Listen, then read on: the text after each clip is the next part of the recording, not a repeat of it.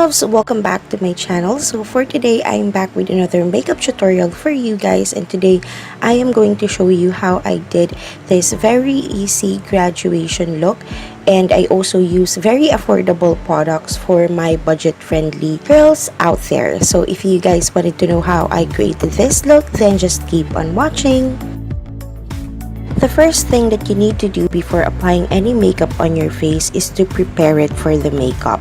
This will help a lot in making your face look flawless. But the product that you'll use on your skin will depend on your skin type. So if you guys wanted to know more about that, please check the card above.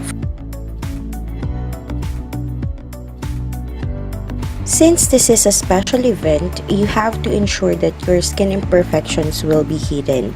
If you have nasty eye bags or zits that you wanted to cover later on, you have to color correct it first. I do have a tutorial on this one, and I will be linking it at the card above or at the description box below. Okay, so after doing all that, it's time for our foundation. For this event, I highly recommend for you to use the foundation that you really trust.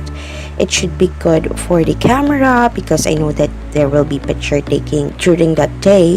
It should also control your oiliness if you have oily skin, and it should be long lasting.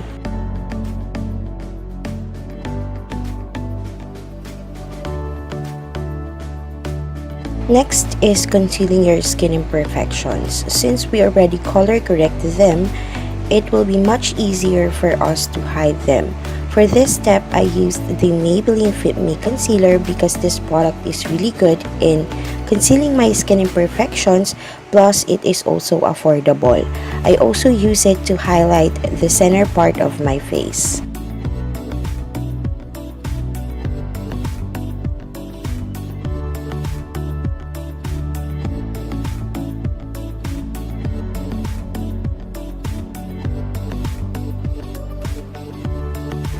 Just like what I mentioned on my previous tutorials, if you wanted your makeup to last, apply a cream base first before applying a powder, and this is what I usually do during special occasions. I apply a cream contour first before setting it with a contour powder.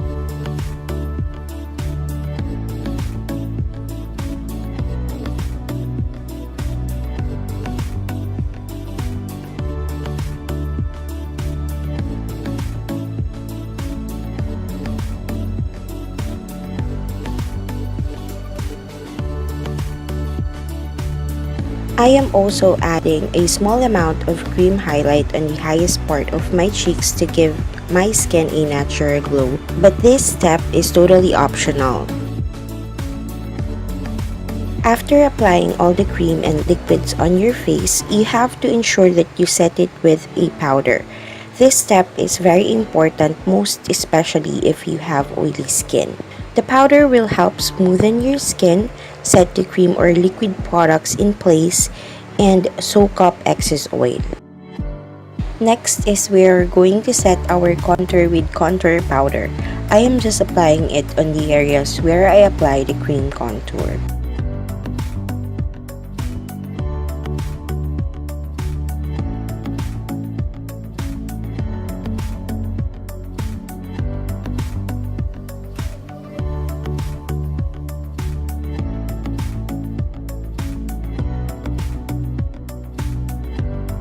After that, apply your blush. If you have round face like I do, blend your blush up towards your ear. This will help make your face look slimmer.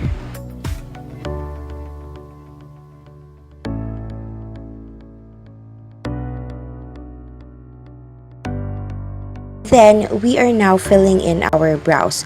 This will help frame your face, so make sure that you're doing it according to your face shape. I do have a video about this, so we are just going to fast forward it to save time.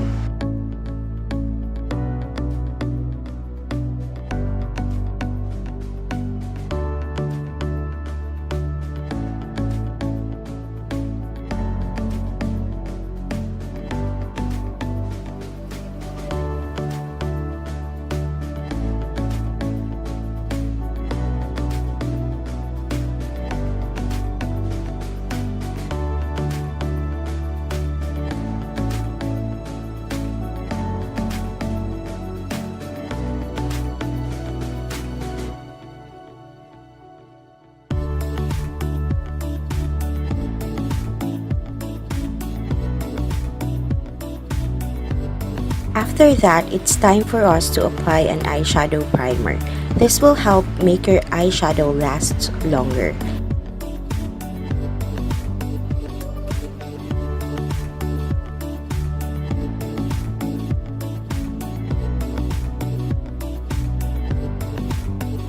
And don't forget to set it with the powder for you to blend your eyeshadows faster. Since we are doing an easy eye look today, you can either use your eyeshadow palette or your contour powder. Just apply a light brown color on your crease first. This will serve as your transition color.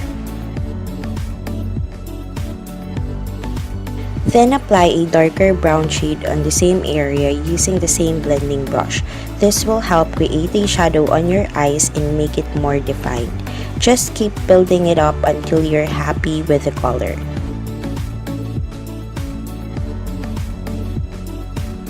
Don't forget to blend it with a clean brush to remove the harsh line.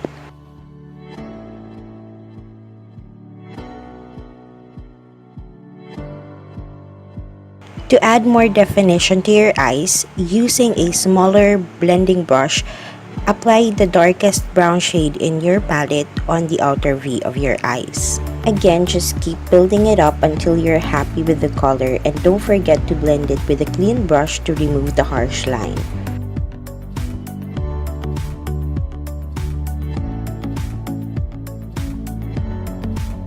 Next, using a flat brush, clean the inner part of your lid with a concealer. This will act as a base for the lighter matte shade that we are going to apply and make it stand out more.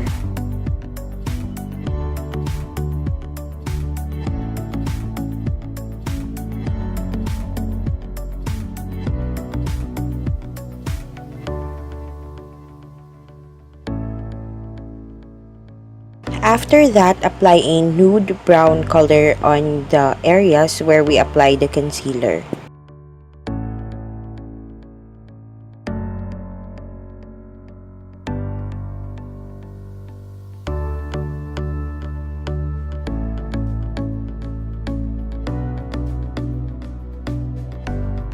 Then use the second shade that we applied on our crease to blend out that harsh line.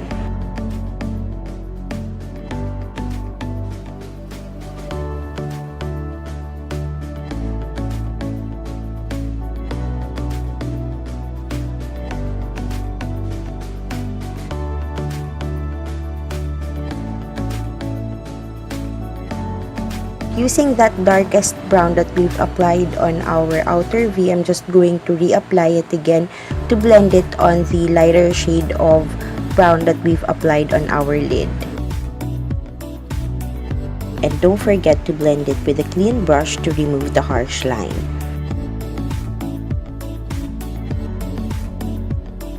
Using the same shade that we've applied on our lid, I'm just going to apply it on my brow bone to highlight it. And then I'm basically applying the same shadows on the lower lash line to define it as well.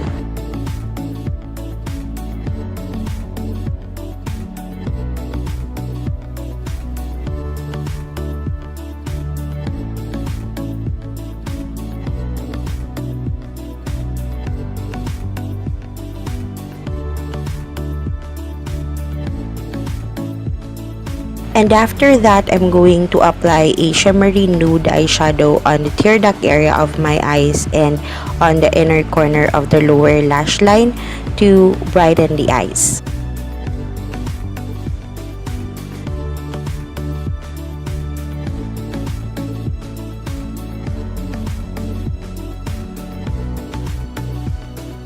After that, I'm just going to line my upper lash line with the hyper sharp wing liner to define the eyes.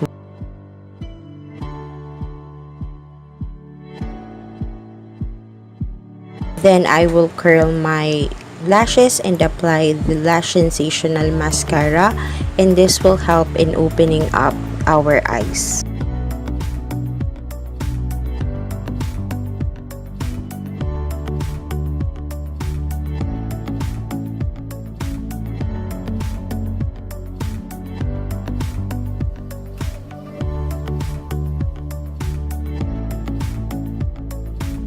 And I'm also applying a brown eyeliner on my lower waterline to make it more defined.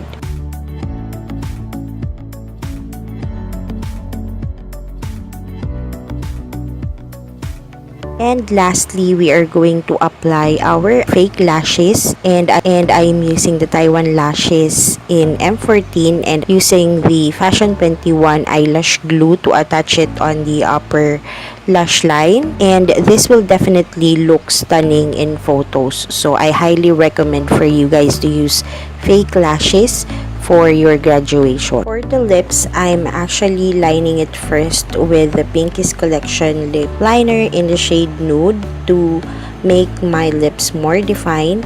And then I will be topping it off with the Ever Belena matte lipstick in the shade Siennas.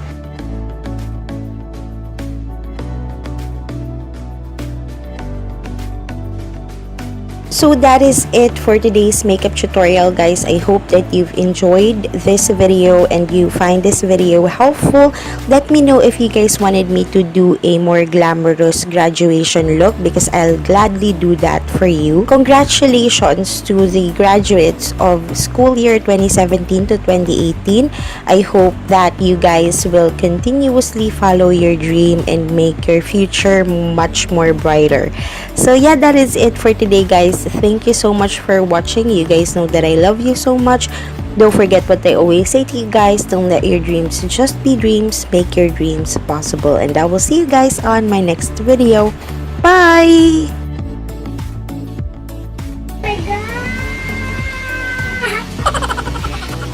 Gusto ko talaga ng payat na effect. Kamayin mo, te.